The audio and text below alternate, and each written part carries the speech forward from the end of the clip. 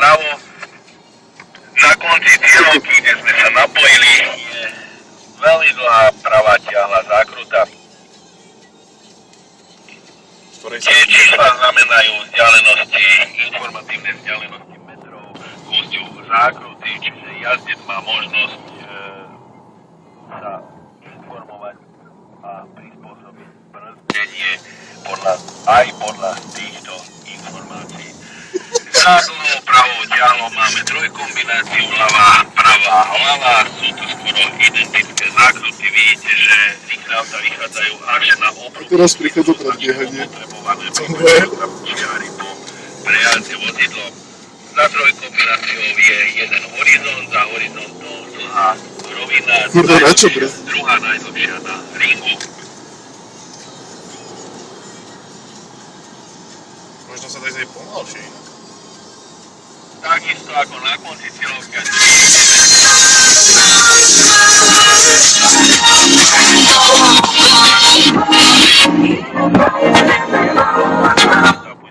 Vychádza sa na cieľov.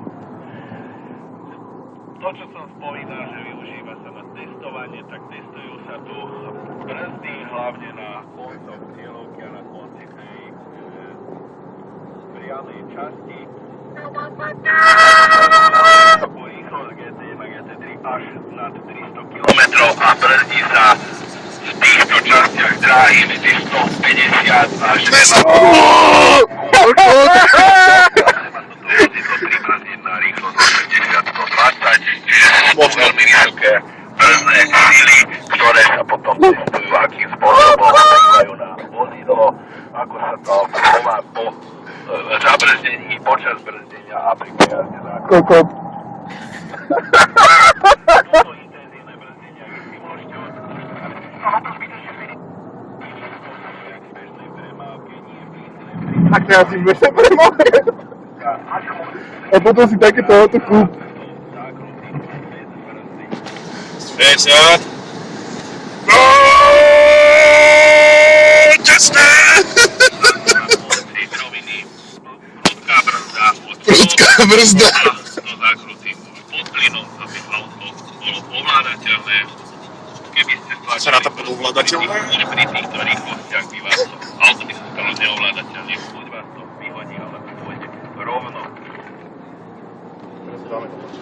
Tak ako som spomínal, je to veľmi krátka varianta, 2,6 km.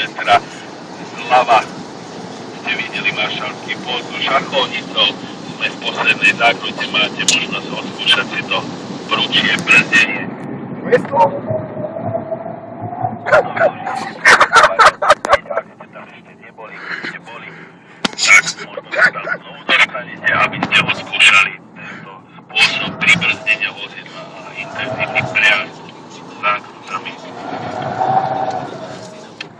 Koľko dal? Na konci druhej roviny je tá dlhá pravotočivá, v ľavej časti je výjazd do boxovky. Vychádzame v tomto kole do boxovky, poprosím nevypínať motory.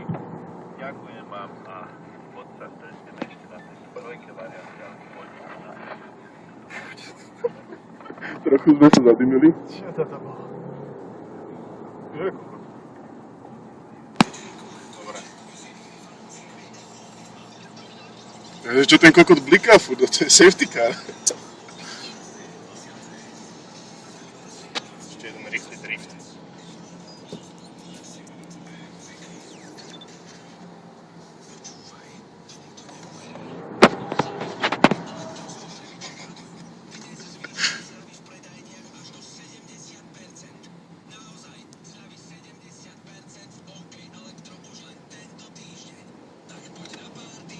Pokutu za jedno rýchle kolo ešte.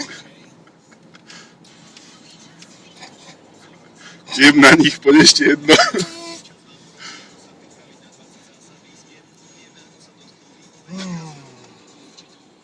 Čo, kúpiš si? Dobrú spotrebu to má, no.